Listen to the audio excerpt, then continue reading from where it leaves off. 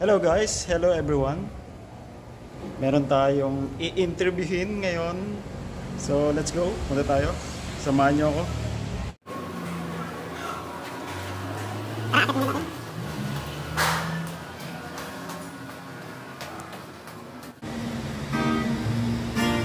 Yun, sir! Kamusta?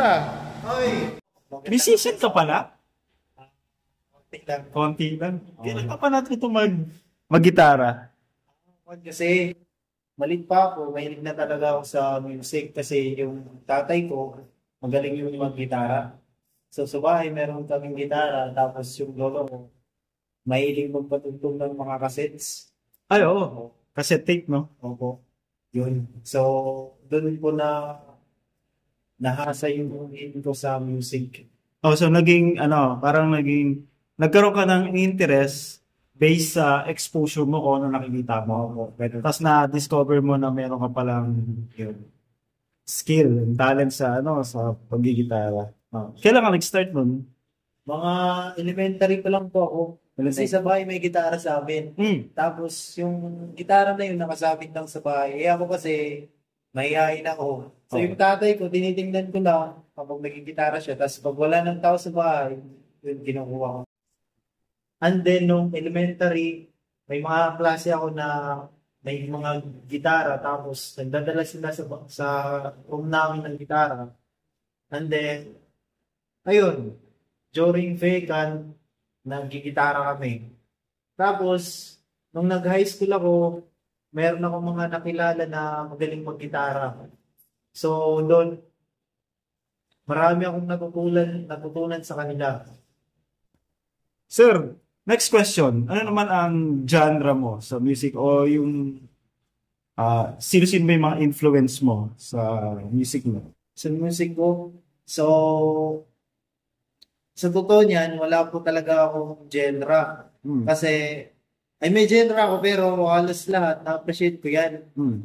So, mahilig ako sa rap, mahilig ako sa mga ballad, Hmm. sa love songs, Okay. sa OPM, kahit sa waray-waray kasi Tagalinte po ako.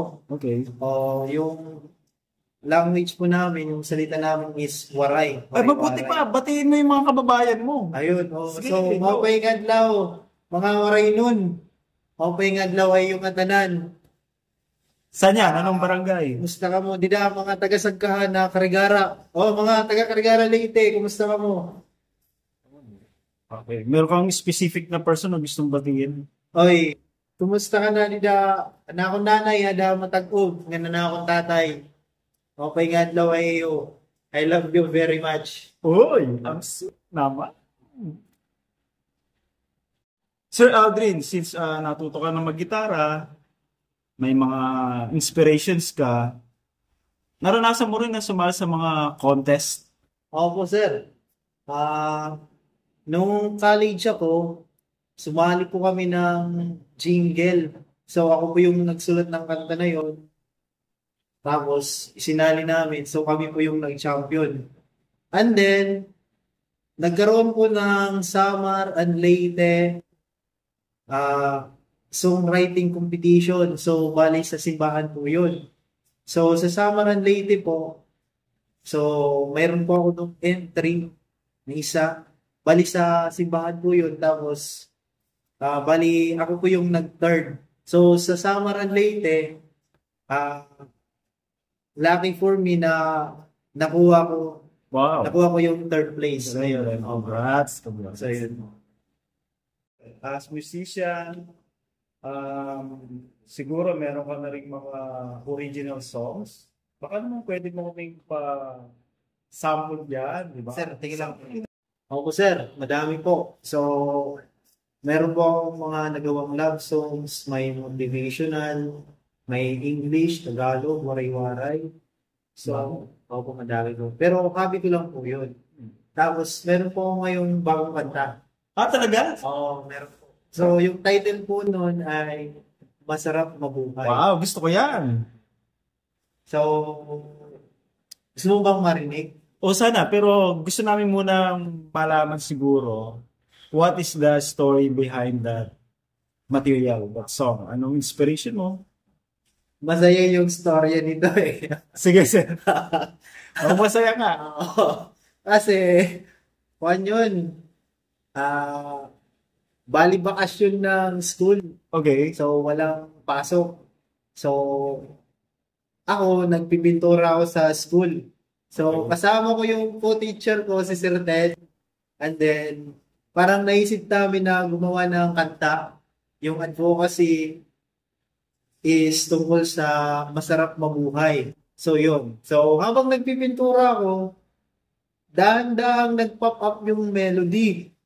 Wow. Tapos, so, nilagyan ko siya ng lyrics. And then, so, one siya. Parang pira-piraso. And then, yung mga melody na yun, tsaka yung lyrics na yun, yung ginawa ko, nirecord ko siya para hindi ko siya malimutan. So, ganun po yung ginagawa. Yung iba sinusulat yan eh, no? Opo, yung iba sinusulat. Yung sa akin po, nire-record ko kasi kasama na yung lyrics tsaka yung melody niya. Opo, hindi siya malimutan. Maganda yun. Nagkaroon ako ng idea dun ah. Hanggang, Sige, go ahead. hanggang sa nabuo na siya. Kung ngayon ah, para excited na kami marinig, sir. Baka naman pwede mong iparinig sa ating mga, Sure. ano dyan, listeners dyan, tsaka sa mga followers natin. Okay? Sige, go. So sana ma-inspired kayo. So, yun lang po. Masarap mabuhay. Masarap mabuhay! Masarap mabuhay sa mundong puno ng kulay. Hanapin mo ang sarili mo kung saan ka magliliwanag. Masarap mabuhay sa mundong puno ng kulay. Piliin mo ang buhay mo'y maging liwanag sa lahat. Ginawa na ng Diyos ang lahat, at lahat ng nasa'yo'y sapat. Basta ituloy mo lang ang lakad, lalo na't alam mo ang iyong pupuntahan. Masarap mabuhay sa mundong puno ng kulay. Hanapin mo ang sarili mo kung saan ka magliliwanag. Masarap mabuhay sa mundong puno ng kulay. Piliin mo ang buhay mo'y maging liwanag sa lahat. Huwag mong iisipin na ika'y nag-iisa, dahil ang lahat ay di mo nakikita. Basta ituloy mo lang ang lakad, lalo na't alam mo ang iyong pupuntahan. Masarap mabuhay sa mundong puno ng kulay.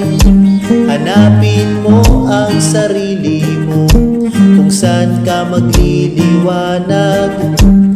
Masarap mabuhay sa mundong puno ng kulay. Piliin mo ang buhay mo'y maging liwanag sa lahat. Masarap mabuhay sa mundong puno ng kulay. Hanapin mo ang sarili mo kung saan ka magliliwanag. Masarap mabuhay sa mundong puno ng kulay. Piliin mo ang buhay mo'y maging liwanag sa lahat. Thank you, Sir Ted. Thank you. Okay. So, masarap mabuhay. Support po natin yung masarap mabuhay. Habang may buhay, may pag-asa.